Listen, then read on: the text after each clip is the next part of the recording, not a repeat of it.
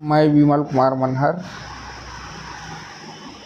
MGJ classes YouTube channel में आप सभी का हार्दिक अभिनंदन करता हूं, स्वागत करता हूं। आज मैं इस वीडियो में आप लोगों को बताना चाहूँगा ब्रिज कोर्स निर्माण 2025 कैसे करें, जो प्राथमिक, माध्यमिक, उच्च एवं उच्चतर माध्यमिक विद्यालयों के सभी शिक्षकों के लिए, शिक्षिकाओं के लिए महत्वपूर्ण होगा। इस वीडियो को देखने के बाद मेरे को विश्वास है कि आप लोग बहुत कुछ समझ जाएंगे कि ब्रिज कोर्स का निर्माण कैसे करना है। तो आप सभी से अनुरोध है कि मेरा इस वीडियो को शुरू से आखिरी तक देखें, और अगर वीडियो पसंद आए तो इसी प्रकार का और महत्वपूर्ण वीडियो देखने के लिए मेरे चैनल को सब्सक्राइब कर देंगे और बेल आइकन को ऑल में सेट कर देंगे। तो चलिए शुरू करते हैं आज का वीडियो। चलिए देखते हैं ब्रिज कोर्स क्या होता है। सबसे पहले हमको उस टॉपिक को जानना ज़रूरी है जिस पर हम काम करने वाले हैं, तो हम उसी को पहले देखेंगे कि ब्रिज कोर्स क्या है, क्या होता है। तो देखिए, ब्रिज कोर्स एक लघु शिक्षण कार्यक्रम होता है। क्या होता है? लघु शिक्षण कार्यक्रम होता है, जो पिछली कक्षा, जैसे मान लो हम यहाँ पर 12वीं के ले रहे हैं, तो 12वीं का पिछली कक्षा 11वीं हो गया है और अगली कक्षा यहाँ 12वीं है, के पाठ्यक्रम के बीच अंतर को भरने के लिए, मतलब दोनों के बीच, मान लीजिए 11वीं में जो पढ़ाया गया है और उसको विद्यार्थी ठीक से समझ नहीं पाया है या भूल गए हैं, तो उसको पुनरावृत्ति कराना है, को भरने के लिए बनाया जाता है। इसका उद्देश्य छात्र की पूर्व जानकारी को ताज़ा करना और अगली कक्षा के कठिन विषयों के लिए उसकी तैयारी कराना है। जैसे 11वीं में जो पढ़े हैं, 10वीं 9वीं में जो पढ़े हैं, अर्थशास्त्र में 9वीं का 11वीं में है और 10वीं का 12वीं में है। तो इस प्रकार से दिया हुआ है बुक में। तो हम 12वीं का पढ़ा रहे हैं तो 11वीं का ज़रूर देख लेंगे और उसी आधार पर उसका जो 11वीं का पूर्व ज्ञान उसको अच्छे से जान लेंगे। फिर उसके बाद ही 12वीं के विषय में भी जो कठिनाइयाँ हैं उसके बारे में भी विद्यार्थी को ज़रूर बताएंगे। अब हम देखते हैं पहला, छत्तीसगढ़ बोर्ड कक्षा 12वीं अर्थशास्त्र ब्रिज कोर्स निर्माण हेतु विस्तृत योजना करके मैं यहाँ पर मेन हेडिंग बनाया हूँ। तो अब इसके लिए हमको क्या करना है, पहला हम देखेंगे सिलेबस का विश्लेषण करेंगे। क्या करेंगे? सिलेबस का विश्लेषण करेंगे, जिसके अंतर्गत सबसे पहले कक्षा 11वीं और 12वीं, जैसे मैं अर्थशास्त्र विषय को उदाहरण लेकर चल रहा हूँ तो अर्थशास्त्र ही बोलूँगा। अर्थशास्त्र के सिलेबस को देखिए, जैसे आप लोग राजनीति का बना रहे हैं तो राजनीति का देखिएगा, हिंदी का बना रहे थे हिंदी का, भूगोल का बना रहे थे भूगोल, केमिस्ट्री का बना रहे थे केमिस्ट्री, मैथ्स का बना रहे थे मैथ्स का, मतलब अपने अपने विषय के हिसाब से उसको आप लोग देखेंगे। फिर किन किन टॉपिक में आपस में जुड़ाव है और किस टॉपिक में अंतर है, इसका हम तुलनात्मक विश्लेषण करेंगे। बच्चों को तुलनात्मक रूप से समझाना है। तुलना करने पर बच्चों के दिमाग में बहुत अधिक जल्दी से बैठता है। फिर उन जरूरी टॉपिक्स को छांटिए जो 11वीं में पढ़े गए और 12वीं में आगे और गहराई से पढ़े जाएंगे। मतलब कुछ टॉपिक ऐसा होता है जो रिवीजन होता है, जैसे 11वीं में कुछ पढ़ लिए हैं तो उसको 12वीं में भी पढ़ने वाले हैं, तो ऐसे टॉपिक को हम और अच्छे से गहराई से पढ़े जाएंगे, बच्चों को गहराई से पढ़ाया जाएगा।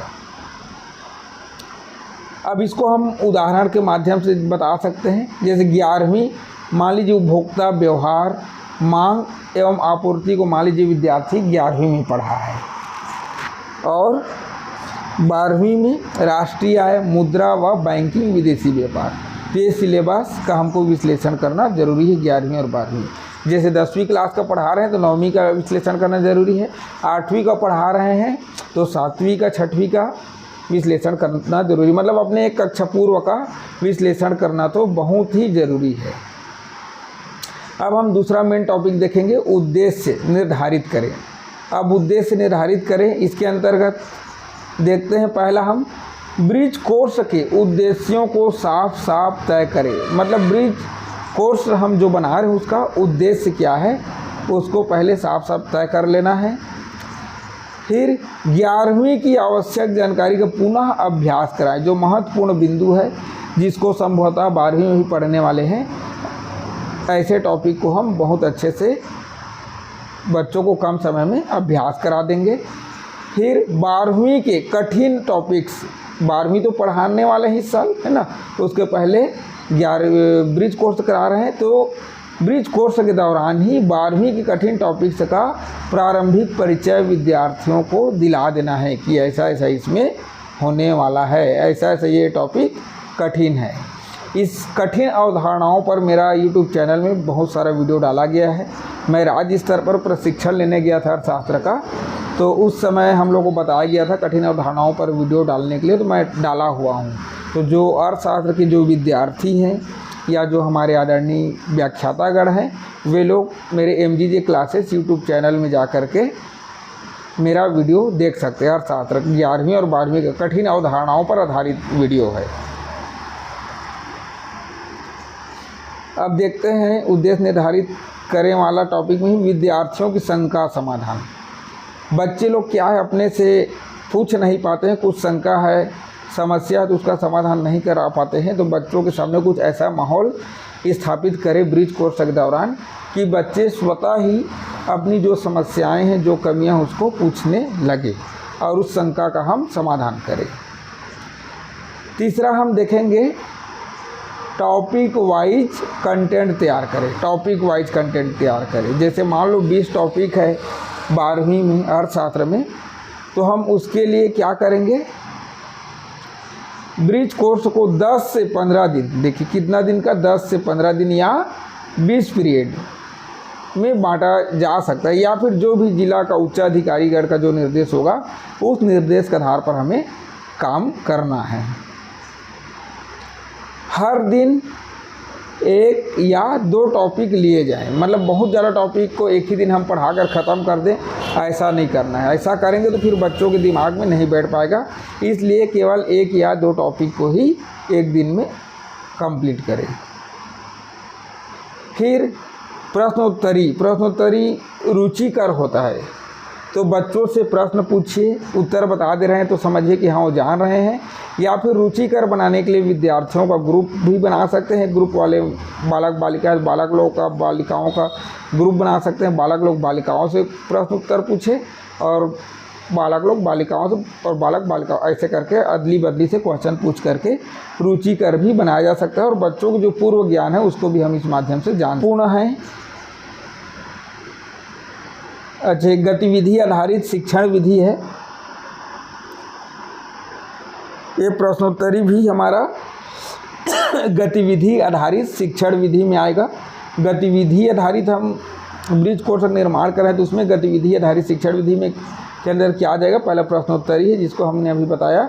अब दूसरा बिंदु इसमें ग्रुप डिस्कशन, 2 ग्रुप बना सकते हैं, 3-4 ग्रुप बना सकते हैं। उसमें अच्छे बच्चे, कम अच्छे बच्चों को सामूहिक रूप से ग्रुप बनाएं, ताकि अच्छे बच्चे से कम अच्छे बच्चे आपस में चर्चा करके सीख भी सके, और इससे बच्चों में रुचि भी जागृत होती है।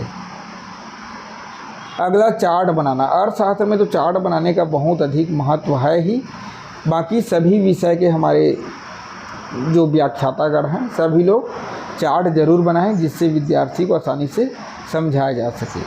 केस स्टडी, जो टॉपिक है उसका अच्छे से स्टडी भी करना है, उसके बाद ही हम बच्चों को अच्छे से उस टॉपिक पर जानकारी दे सकते हैं। गतिविधि आधारित शिक्षण विधि में अगला है उदाहरण व समस्या समाधान, मतलब उदाहरण के साथ हम बच्चों को समझाएं और उनकी जो समस्या है उसका भी समाधान करते जाएं। अब है 5वां नंबर, मूल्यांकन या असेसमेंट कहते हैं इंग्लिश में, तैयार करें, असेसमेंट तैयार करें। तो इसके लिए क्या करना पड़ेगा, हर टॉपिक के बाद लघु मूल्यांकन करें। जैसे हम लोग अभी ऑनलाइन ट्रेनिंग वगैरह सभी लोग लेते हैं, तो उसमें पढ़ने के बाद में मूल्यांकन लिया जाता है, कुछ क्वेश्चन दिया जाता है, उसका आंसर बताया जाता है। तो उसी प्रकार से हम ब्रिज कोर्स के दौरान भी विद्यार्थियों का मूल्यांकन करें, लघु मूल्यांकन करें। फिर मौखिक प्रश्न पूछें, अगर बच्चे जवाब दे पा रहे हैं तो समझिए कि हाँ बच्चे सीख गए। जो बच्चे नहीं भी सीखे रहते हैं वो भी दूसरे के द्वारा बताया गया जवाब को सुन करके उनको भी उत्तर याद हो जाता है। तो मौखिक प्रश्न पूछना भी बहुत ही महत्वपूर्ण है। अगला है लिखित 5 अंकों की टेस्ट। बहुत अधिक नहीं लेना है, बल्कि जैसे 5 अंकों का भी आप लिखित में विद्यार्थियों का टेस्ट ले सकते हैं और लेना भी चाहिए। ग्रुप एक्टिविटी भी कराना है सामूहिक रूप से। ग्रुप में कुछ काम दे देंगे, कुछ टॉपिक दे देंगे और उस टॉपिक पर आपस में वे लोग अध्ययन करेंगे, काम करेंगे और इससे वे लोग और अच्छे से सीख सकेंगे।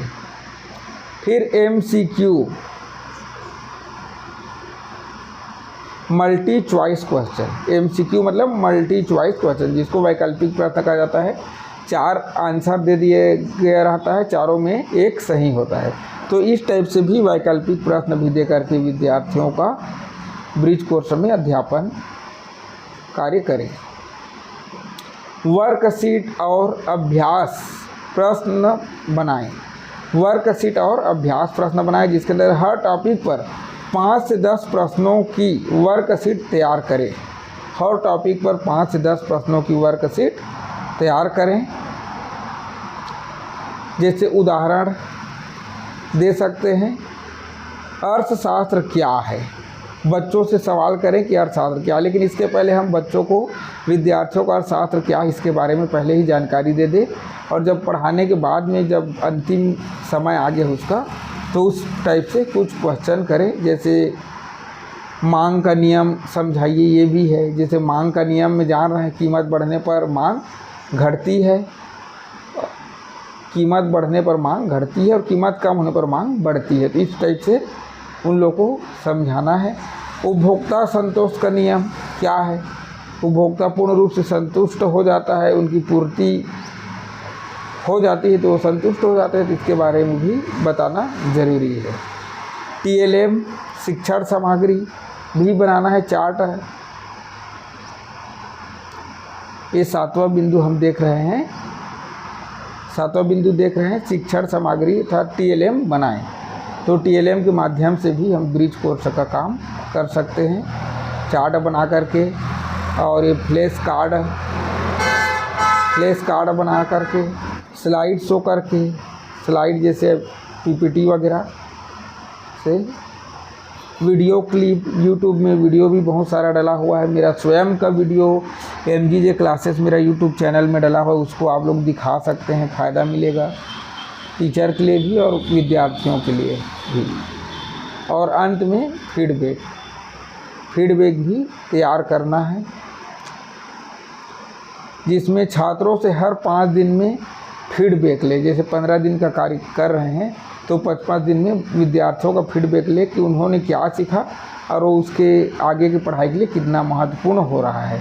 फिर कठिनाई वाले टॉपिक्स पर दोबारा चर्चा करें। अगर फीडबैक अच्छा है, अच्छे समझे तब तो ज़्यादा ज़रूरत नहीं है, लेकिन कुछ बच्चे नहीं समझ पाए रहते हैं, तो ऐसी स्थिति में कठिनाई वाले टॉपिक्स पर दोबारा चर्चा करें। अंत में निष्कर्ष के रूप में हम कह सकते हैं कि कक्षा 12वीं अर्थशास्त्र ब्रिज कोर्स एक अच्छी तरह योजनाबद्ध सिलेबस विश्लेषण, कंटेंट निर्माण, गतिविधि आधारित शिक्षण और मूल्यांकन से तैयार किया जा सकता है। इससे विद्यार्थी की पूर्व जानकारी मजबूत होगी और 12वीं का सिलेबस समझना आसान होगा। तो ये मैं 12वीं के हिसाब से बनाया था, इसलिए मैं 12वीं कह रहा हूँ। बाकी आप लोग जो प्राइमरी में 5वीं पढ़ा रहे हो 4थी का करेंगे, 3री का करेंगे, और जो 9वीं में पढ़ा रहे हो 8वीं का करेंगे, जो 12वीं में पढ़ा रहे हो 11वीं का करेंगे, 11वीं में पढ़ा रहे हो 10वीं का करेंगे। तो इस प्रकार से पूर्व क्लास या पूर्व कक्षा की जो उनकी जानकारी है उसको अपडेट करके आगे बढ़ना है। तो बहुत बहुत धन्यवाद आप सभी को। आप लोगों ने मेरा इस वीडियो को शुरू से आखिरी तक देखिए इसके लिए, और मेरा चैनल को आप लोग सब्सक्राइब ज़रूर कर लें, क्योंकि इसी प्रकार का महत्वपूर्ण वीडियो मैं यूट्यूब चैनल में डालते रहता हूँ। और जो ब्रिज कोर्स कार्यक्रम है अभी जो अर्थशास्त्र का है, उसका भी मैं प्रत्येक टॉपिक का आंसर के साथ चैनल में डालूंगी, इसलिए आप लोग भी सब्सक्राइब कर लें और बच्चों से भी सब्सक्राइब करवा दें। धन्यवाद।